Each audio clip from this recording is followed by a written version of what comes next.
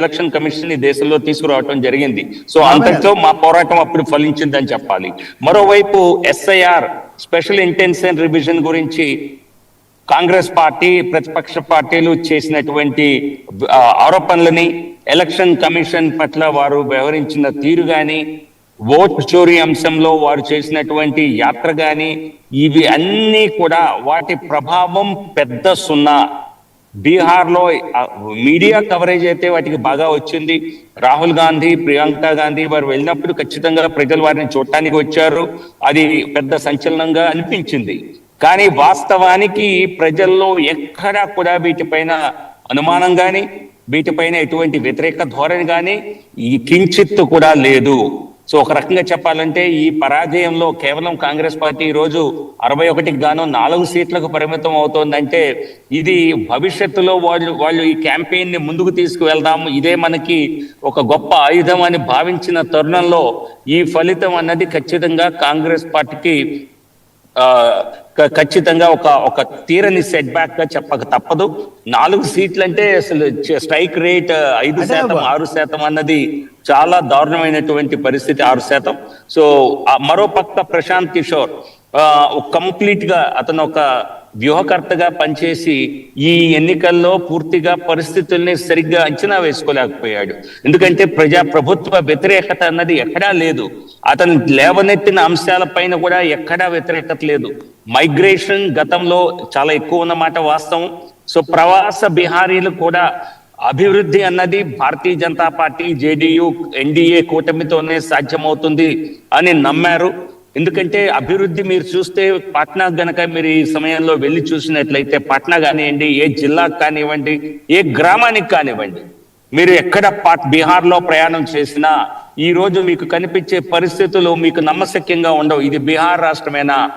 ఇది గతంలో double engine సర్కార్ తో డబుల్ గ్రోత్ అభివృద్ధి అని మేము కేవలం నినాదంగానే కాకుండా అది కార్యరూపం దాల్చింది బీహార్ లో.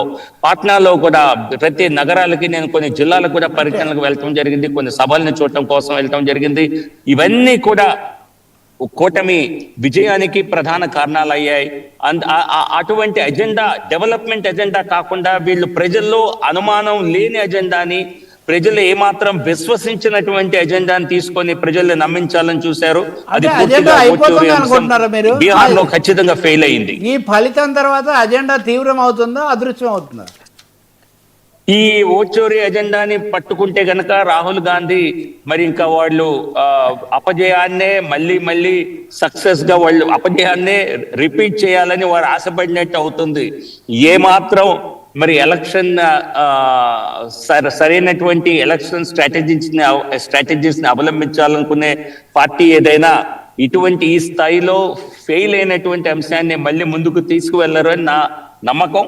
కానీ చెప్పలేం, రాహుల్ గాంధీ మళ్ళీ అదే రిపీట్ చేసినా కూడా, ఎందుకంటే వేరే ఎజెండా, పాజిటివ్ ఎజెండా వారి దగ్గర లేదు కనుకనే పాసిబ్లీ దీన్ని వాళ్ళు ఒక ప్రధాన ఎజెండాగా తీసుకోవటం జరిగింది. కానీ దీని గురించి ఇది పూర్తిగా కాంగ్రెస్ పార్టీని డైవర్ట్ చేసింది. ప్రజలకి ఎక్కడ సంబంధం లేని అంశం, వారికి ఎటువంటి భయాందోళన లేని అంశాన్ని వాళ్ళు పూర్తిగా క్యాంపెయిన్ ఫోకస్ చేసుకోవటం వలన వాళ్ళు రియల్ ఎజెండా పైన అసలు మాట్లాడేటువంటి అవకాశాన్ని కోల్పోయారు. ఓకే, జీవీఎల్ గారు, ఒక విషయం, ఏదైతే బీహార్ ఈ విజయం బూస్ట్ తో జమిలీకి వెళ్ళిపోతున్నారట, నిజమా? బాగా ఎక్కువగా వినిపిస్తున్న వాయిస్ ఇది. లేదండి వర్మ గారు, దీనికి దానికి సంబంధం లేదు. పరిస్థితుల్లో లేదు, జమిలీ ఎన్నికలకు వెళ్ళాలంటే దానికి ఒక రాజ్యాంగ ప్రక్రియ ఫాలో అవ్వాలి. దానికి ఒక కొత్త చట్టాన్ని, కాన్స్టిట్యూషనల్ అమెండ్మెంట్స్ తీసుకురావాలి. అది తీసుకువచ్చాక కూడా ఇప్పటి వరకు వచ్చినటువంటి చర్చకు వచ్చిన అంశం ఏంటంటే భవిష్యత్తులో జమిలీ ఎన్నికలు జరిగేలా వచ్చే సెన్సస్ తర్వాత, వచ్చే సెన్సస్ అంటే 26లో చేయాలని నిర్ణయించడం జరిగింది. 26 సెన్సస్ అయిన తర్వాత వచ్చేటువంటి మొట్టమొదటి పార్లమెంటు తర్వాత ఈ నిర్ణయం జరుగుతుంది. అంటే నెక్స్ట్ పార్లమెంటు వరకు జమిలీ ఎన్నికలు వచ్చేటువంటి అవకాశం లేదు. ప్రస్తుతం మోదీ గారి హయాంలోనే ఇది చేయాలని చాలా ఆసక్తిగా ఉన్నారని కదా వస్తున్న టాకు. మోదీ గారి హయాంలోనే ఈ నిర్ణయం తీసుకుంటే ఇంకా చరిత్రలో చిరస్థాయిగా పేరు నిలిచిపోతుందని. అది చరిత్రలో నిలిచిపోయే పనులు నరేంద్ర మోదీ గారు అనేకం చేశారు. సో ఇవన్నీ కాబట్టి ఇది కేవలం చరిత్ర కోసం కాదు, ఒక పరిపాలనా సౌలభ్యం కోసం. ఎప్పుడు రౌండ్ ద క్లాక్ మనం రౌండ్ ద ఇయర్ ఎలక్షన్ సైకిల్లోనే క్యాలెండర్ లోనే ఉన్న కారణంగా ఖచ్చితంగా కొంత అవరోధం ఏర్పడుతుంది అభివృద్ధికి అని చెప్పి నమ్మేటువంటి విశ్వసించే పార్టీగా, నాయకుడిగా మోడీ గారు దీన్ని నెక్స్ట్ వచ్చే భవిష్యత్తులో దీన్ని ఇంప్లిమెంట్ చేయాలి అన్న ఆలోచన తప్పితే ఇది 29 లోపల జరిగేటువంటి ఆస్కారం ప్రస్తుతానికి ఎక్కడ కనపడుతుంది. ఓకే, జీవీఎల్ గారు, ఓకే, అక్కడ అంత హ్యాపీగా ఉంటే జూబ్లీహిల్స్కి వచ్చేసరికి డిపాజిట్లు కోల్పోవడం ఎట్టి పరిస్థితుల్లోనూ 28 మీరే విజయం అంటున్నారు. ఏమైంది, ఎక్కడేం జరిగింది? అంటే ఇది కొత్తగా జరిగేటటువంటి జూబ్లీ హిల్స్ లో జరిగినటువంటి ఎన్నిక ఫలితం బీజేపీకి కొత్తగా నిరాశ కలిగించే అంశమేం కాదు. ఈ నియోజకవర్గంలో మేము అద్భుతంగా పర్ఫార్మెన్స్ ఇచ్చిన సమయంలో కూడా జూబ్లీ హిల్స్ లో మేము సరిగ్గా చేయలేదు. మొన్న లోక్సభ ఎన్నికల్లో కూడా ఇది కిషన్ రెడ్డి గారి పార్లమెంటరీ పరిధిలో ఉన్నటువంటి నియోజకవర్గం.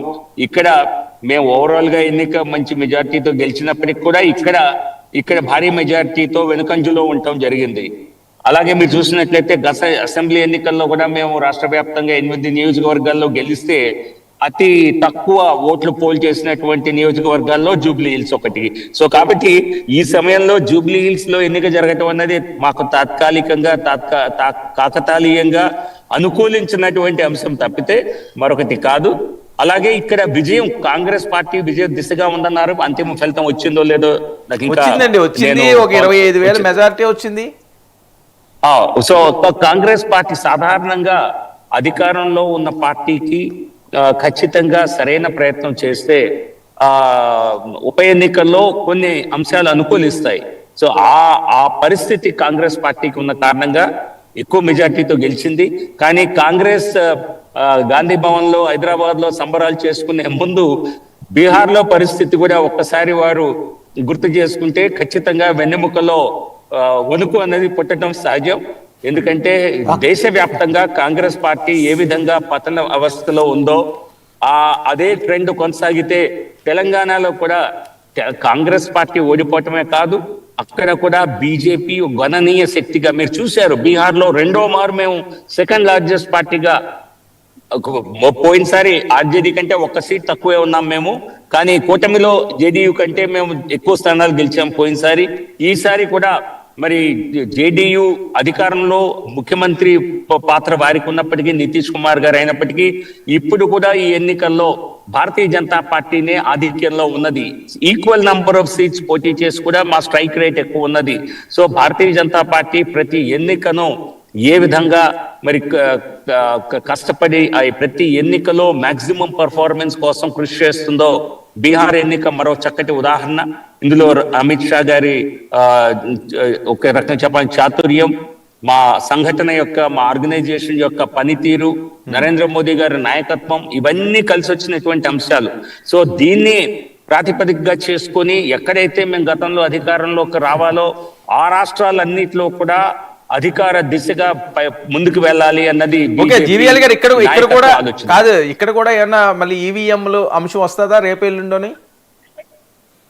ఐ థింక్ ఈ తీర్పు, బీహార్ తీర్పు అన్నది కాంగ్రెస్ పార్టీ నాయకులకు కూడా, ఆర్జేడీ నాయకులకు కూడా, గ్రౌండ్ లో ఉన్న వారికి అందరికీ అర్థమైనటువంటిది. సో ఇక కేవలం ఏదో ఒక కామెంట్స్ ద్వారా మరి తమ ఓటమికి ఒక నిర్వచనం చెప్పాలని వారు ప్రయత్నం చేయలేరని నేను చెప్పను. కానీ చేసే పరిస్థితి, దాన్ని నమ్మే పరిస్థితి, ఎవరు నమ్మే పరిస్థితి బీహార్ లో అయితే ఖచ్చితంగా లేదు. ఎందుకంటే అందరూ ఊహించిన రీతిగానే, అందరూ పరిస్థితులు ఏ విధంగా ఉన్నాయని అనుకున్నారో అదే విధంగా ఫలితాలు వచ్చాయి. కాబట్టి అంచనాల కంటే కొంత ఎక్కువ వచ్చిన మాట అందరూ, ఎందుకంటే ఎన్నికల ఫలితాలను అంచనా వేసేటప్పుడు జర్నలిస్టిక్ అసెస్మెంట్ లో మనం ఈ సంఖ్యాబలం ఎంత మెజార్టీతో గెలుస్తారన్నది చెప్పడం సాధ్యం కాదు. కానీ ఎవ్వరూ కూడా ఈ ఎన్నికల్లో అవకతవకలు జరిగాయని ప్రజలు భావించట్లేదు. పార్టీలు కూడా అటువంటి ఆరోపణలకు దూరంగా ఉంటాయని భావిస్తాను, కానీ చెప్పలేరని, చేయరని మనం అనుకోలేము. మీరు సెఫాలజిస్ట్ గాను అన్ని విధాల ఈ సోషియాలజీ తెలిసిన వాళ్ళు కదా, చాలా దేశాల్లో ఎన్నికల ప్రక్రియ గురించి ఉద్యమాలు జరుగుతాయి. పర్సే ఎన్నికలు సరిగ్గా జరిగాయా లేదా దీని మీద ఉద్యమం జరగడము, అభ్యంతరం రావడం ప్రజాస్వామ్య ప్రక్రియలో భాగమే కదా. ఇప్పుడు కూడా మీరు తగ్గిపోతుంది అనుకుంటారా? సర్కార్ చోరీ దాకా వచ్చినది ప్రతిపక్షాలు దీని గురించి ఆందోళన చేయటం సమంజసం అవుతుంది కదా?